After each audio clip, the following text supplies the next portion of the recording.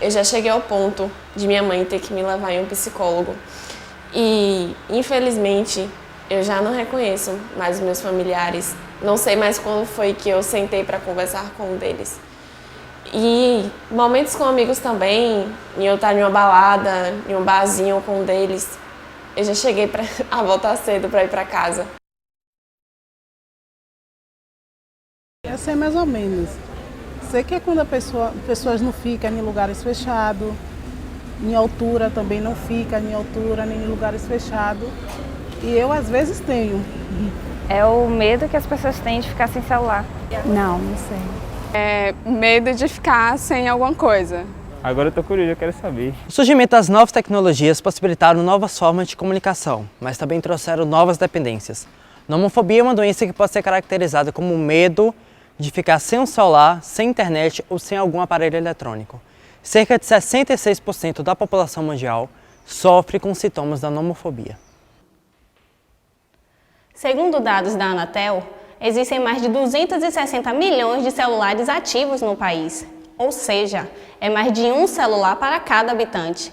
E de acordo com o IBGE, mais da metade da população brasileira tem acesso à internet, mas a grande maioria prefere acessar pelo celular do que pelo computador. Uma pesquisa feita pelo Instituto Y revelou que 18% dos entrevistados admitiram ter dependência do aparelho eletrônico. O celular, os smartphones em si, né, na atualidade, eles ajudam muito, facilitam muito a nossa vida, os nossos compromissos. E, de certa forma, a gente acaba ficando dependente deles, né? Pela facilidade de você estar em algum lugar e, enfim, conseguir resolver coisas que você teria que estar em casa para fazer. É uma questão, tipo, de surreal. Eu não consigo viver sem celular, é um pedaço de mim. É uma coisa que eu não sei explicar. Eu sem celular parece que está faltando um membro do meu corpo, uma perna, um braço. É algo que, tipo, eu tenho que levar comigo para todo lugar. Se eu for na rua, mesmo que seja ali na porta de casa, eu tenho que estar acompanhado do meu celular. É algo fora do normal. É tomando banho, celular, na cozinha, celular. Conversando com as pessoas, é celular, é tipo fora do normal. É algo que é meu.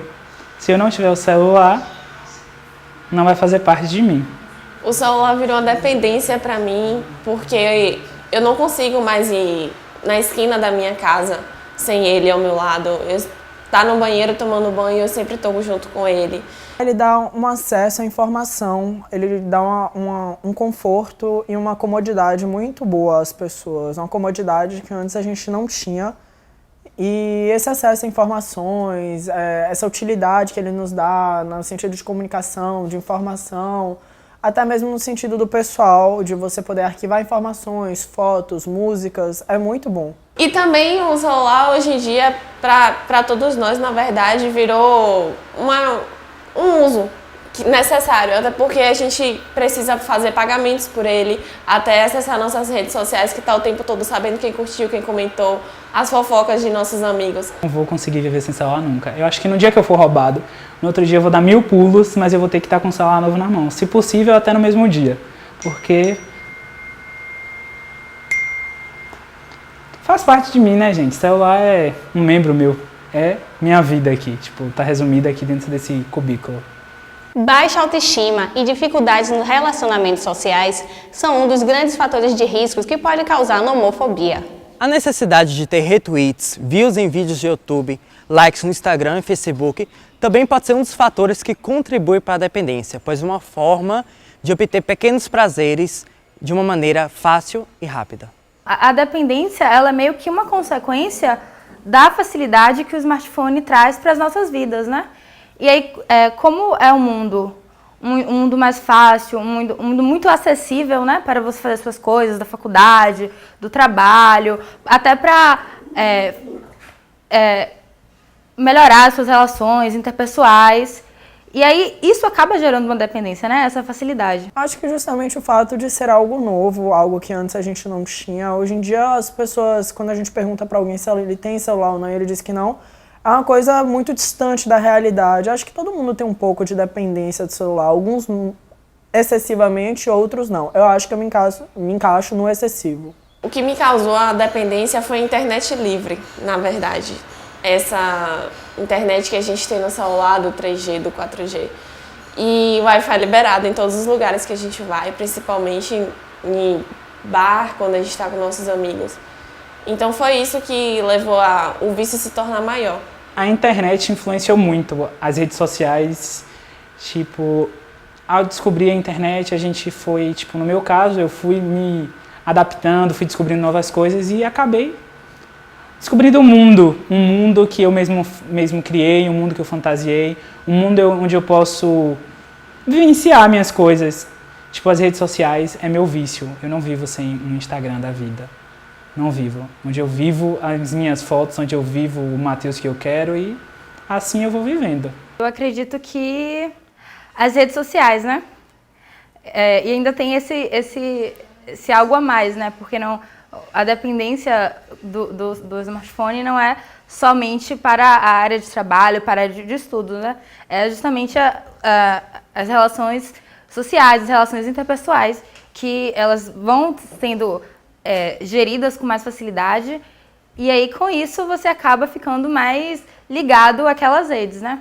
Prefiro 100% assim, o contato virtual, às vezes, porque você não passa raiva, você não discute com as pessoas, o celular você para, desliga e acabou, eu não preciso discutir, mas não, eu acho que o virtual é bem mais eu, sabe? Eu não preciso estar discutindo com ninguém, acabou.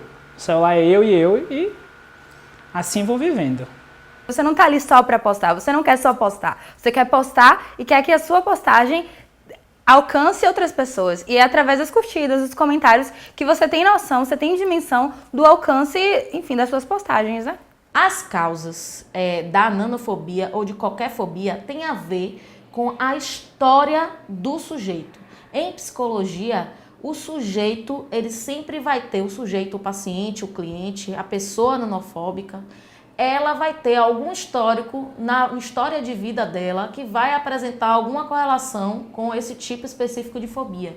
Medo, ansiedade, estresse e ataques de pânico são os principais sintomas. Quando negligenciada, a nomofobia pode facilitar o aparecimento de outras doenças como a depressão. Fico nervosa, minha mão soa, fico tremendo perna, mordendo a boca. Tudo isso por sintomas de nervosismo, por estar longe dele. Tô sem celular ou quando eu tô sem um ambiente que não permite o celular, eu fico afoito, eu fico nervoso, eu começo a suar frio, minhas mãos começam a ficar geladas, dá uma suadeira e dá aquela vontade de explodir, de sair derrubando tudo, porque o celular é meu eu ali, minha necessidade. Tipo, eu sem celular é um nervoso em pessoa, ignorância em pessoa, celular e eu é uma pessoa só. Não existe celular distante e eu e outro, não. É celular e eu, tipo, eu e o celular. Eu sinto uma falta muito expressiva. Parece que realmente tá faltando algo para eu me sentir completa. Inclusive, dormir longe do celular dá uma insegurança que é até complicada de expressar, né? Mas é basicamente isso. Estar longe do celular, com essa dependência que a gente tem na atualidade, é uma tortura. Angústia. Acho que é a pior palavra. Inclusive, quando você perde, você já pensa no quanto você vai desembolsar no próximo. Isso é terrível. Não tô terminando de pagar o último, já vou pagar o próximo, não dá. Sintomas mais brandos podem ser a irritabilidade, o tédio, a sensação de que algo está faltando. Esse sujeito, ele tem a sua vida invadida pela necessidade de ficar com o aparelho celular. Então, é o sujeito que ele chega atrasado no trabalho para voltar para casa para pegar o celular. É o sujeito que tem vários carregadores portáteis para não deixar o celular ficar sem carga. E o fóbico, a pessoa que apresenta algum tipo de fobia, esse medo irracional, ele invade os papéis sociais. Então, a pessoa não presta muito mais atenção às necessidades que o filho ou do trabalho, diante da falta de celular, ele deixa de fazer qualquer coisa para conseguir o celular novamente. Se você checa o celular mais de 30 vezes por dia, nunca desliga e leva para todos os lugares, cuidado, você pode estar sofrendo de nomofobia. Mas eu posso ter sujeitos que usam o celular em uma frequência considerada normal, em uma frequência e intensidade considerada normal, mas que diante da falta do celular também apresentam os mesmos quadros de fobia. Então existe a diferença entre a dictologia, que é a mania, né, a compulsão, e a fobia, que é esse medo irracional e persistente, que vai agredir o espaço social do sujeito. Um questionário é feito para descobrir se o paciente tem dependência de internet, preocupação excessiva com a internet, necessidade de aumentar o tempo conectado, exibir esforços repetidos para diminuir o tempo de uso de internet, apresentar irritabilidade e depressão. Quando o uso da internet é restringido, apresentar mudanças emocionais, permanecer mais conectado do que o programado, ter o trabalho, as relações familiares e sociais em risco pelo uso excessivo e mentir sobre a quantidade de horas conectadas. Se o paciente apresentar 5 dos 8 critérios, está na hora de procurar um tratamento. O nanofóbico é uma pessoa que tem a sua vida social prejudicada pelo mesmo de ficar sem celular. E isso vai acontecer de maneira persistente, certo? Então, no ambiente terapêutico, a gente vai ver qual é o papel que esse celular está tomando na vida desse sujeito e quais são os sintomas que esse sujeito tem na falta do celular. E aí você vai perceber se ele entra de fato em um quadro considerado nanofóbico ou não. Em São Paulo, existem clínicas especializadas no tratamento de quem sofre de dependência de internet. Após diagnosticar os sintomas, o psiquiatra faz uma avaliação e encaminha o paciente para o tratamento. Então, o tratamento de nanofobia é um tratamento particular, não existe uma fórmula, um remédio como existe na medicina, que você dá um remédio específico e tem a gramatura de acordo com o peso da pessoa. No tratamento individual é customizado e você vai tratar a fobia. Quantas vezes você já se pegou verificando o celular no horário do almoço? O aparelho, apesar de ser uma ferramenta de comunicação e lazer, pode causar dependência e comprometer o contato social. O uso está cada vez mais intenso. Ao entrevistar um grupo de amigas, verificamos que mesmo estando sentadas juntas, elas estavam a todo momento olhando o celular. Quando a ausência atrapalha o convívio social e gera sintomas, está na hora de prestar atenção e buscar ajuda profissional. Aqui em Salvador, ainda não existem clínicas especializadas no tratamento da nomofobia, mas é possível tentar se desvincular aos poucos, priorizando atividades offline e encontros sociais. Eu nunca pesquisei sobre isso de tratar essa dependência, né? Mas eu entendo que seja algo importante, até porque é algo que cerceie, né, a sua liberdade e que, de certa forma, te impeça de conviver normalmente como antes. Essa dependência passa a ser um problema, mas ainda nunca... Minha mãe sempre fala, né, os familiares, que você precisa tratar, mas nunca cheguei a procurar nenhum tratamento específico com um profissional. Eu nem sei, acho que inclusive isso é uma coisa que deveria estar posto em debate, né? As pessoas deveriam falar mais sobre isso e nós jovens deveríamos ter mais acesso a essas informações de como tratar, porque de certa forma seria algo muito benéfico, né? Quando as pessoas perto de mim, elas começaram a me falar que eu tinha algum tipo de dependência, que eu deveria buscar ajuda, eu busquei me informar e eu percebi que aqui em Salvador não existe um tratamento específico, como existem em outras cidades maiores, como São Paulo, Rio de Janeiro. Aqui em Salvador eu busquei um psicólogo, eu discuto, debato isso com ela e a gente tenta arrumar meios e formas para eu tentar lidar com isso na situação do cotidiano mesmo, porque eu uso excessivamente o celular. A pessoa que sofre de nanofobia, em primeiro lugar, ele tem que procurar ajuda. A fobia, como a gente mesmo comentou aqui, é um medo irracional. Então, o parente, o amigo, chegar para aquela pessoa e tentar explicar que aquele medo dele não faz sentido, que aquela situação de angústia, aquela situação de pânico que ele se apresenta não tem coerência, não vai ajudar o sujeito, porque como a definição de fobia mesmo diz, é um medo irracional e persistente. Então, esse sujeito ele precisa procurar ajuda psicológica e, em casos mais graves, ajuda do médico psiquiatra. Muitas vezes a pessoa tenta sozinho se desvencilhar da questão da fobia. Mas como o medo é irracional, é incoerente, pela via da racionalização, esse sujeito não vai conseguir sozinho.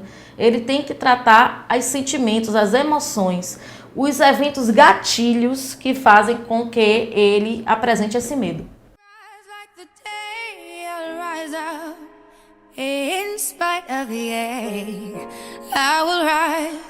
A thousand times again, and we'll